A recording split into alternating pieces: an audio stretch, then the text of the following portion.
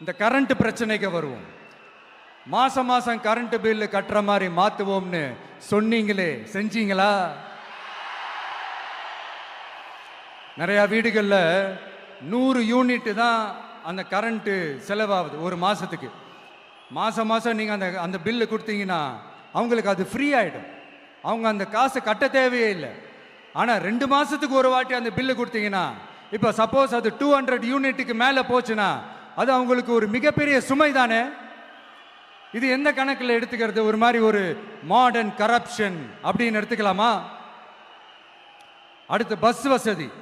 நிறைய கிராமங்களில் பஸ் வசதி இல்லைன்னு சொன்னா இந்த ஒட்டுமொத்த திமுக அரசும் கத்திக்கிட்டு வந்துருவாங்க. நாங்க பஸ் விடாத கிராமங்களே இல்லை அப்படின்னு சொல்லுவாங்க.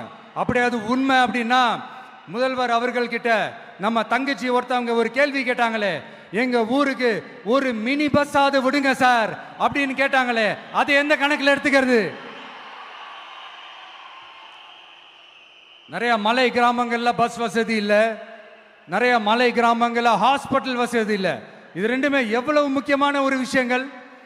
பஸ் வசதியும் ஹாஸ்பிட்டல் வசதியும் இல்லாததுனால வீட்டிலேயே பிரசவம் பார்க்கிற அந்த ஆபத்து இருக்குதுன்னு எவ்வளவு நியூஸ் பார்க்கிறோம்.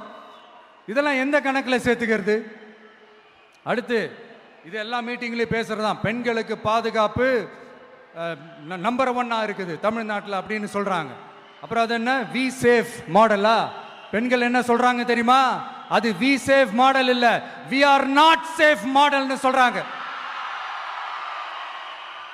இப்படி இருக்கிறப்போ தமிழ்நாட்டில் எங்க போனாலும் பெண்களுக்கு பாதுகாப்பு அப்படியே கொட்டி கிடக்குதான்.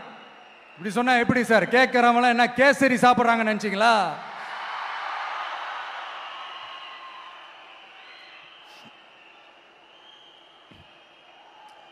அடுத்து இந்த சட்டம் ஒழுங்கு, அது காணாம போய் ரொம்ப நாள் ஆச்சு. இவன் வேற, இந்த விஜய் வேற, எங்க போனாலும் இந்த மக்கள் கிட்ட இந்த சட்டம் ஒழுங்கை பத்தி பேசி ஞாபகப்படுத்திக்கிட்டே இருக்கான்னு முதல்வர் அவர்கள் அவங்க கூட இருக்கிறவங்க கிட்ட எல்லாம் சங்கடப்பட்டாராம். நாம் என்ன பண்றது? நாம தான் தமிழ்நாட்டோட விசில் ப்ளோயர் ஆச்சே.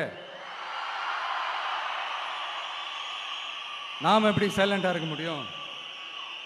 நாமளும் கேள்வியா கேட்கிறோம், ஆனா பதிலெல்லாம் வந்த மாதிரியே தெரியல. இருந்தா தானே வர்றதுக்கு, வச்சுக்கிட்டா வஞ்சனை பண்றாரு. 5 வருஷமா பதிலே சொல்லாம அப்படியே கடந்து வந்துட்டாரு. ஆனா இனிமே அப்பெல்லாம் இருக்க முடியாது, பதில் சொல்லி ஆகணும். மக்களே, இந்த தீய சக்தி, இந்த அட்ராசிட்டிய ஒரு எண்டு கார்டு போடணும் அப்படின்னா அவங்கள சுவிட்ச் ஆஃப் பண்றது தான் ஒரே சொல்யூஷன். அதுக்கான ரிமோட் தான் வரப்போற எலெக்ஷன். அந்த ரிமோட்ல நீங்க அழுத்த வேண்டியது ஒரே ஒரு ஆப்ஷன், அதுதான் நம்ம விசில் சின்னத்தோட பட்டன். இத 4 விஷயத்தை நீங்க செஞ்சாலே போதும். ஒவ்வொரு இவிஎம் மிஷின்லயும் விசில் சின்னத்துக்கு நேரா இருக்கிற அந்த பட்டனை பச்சக்கு பச்சக்கு பச்சக்குன்னு ஒரு அழுத்த அழுத்துங்க. எப்படி?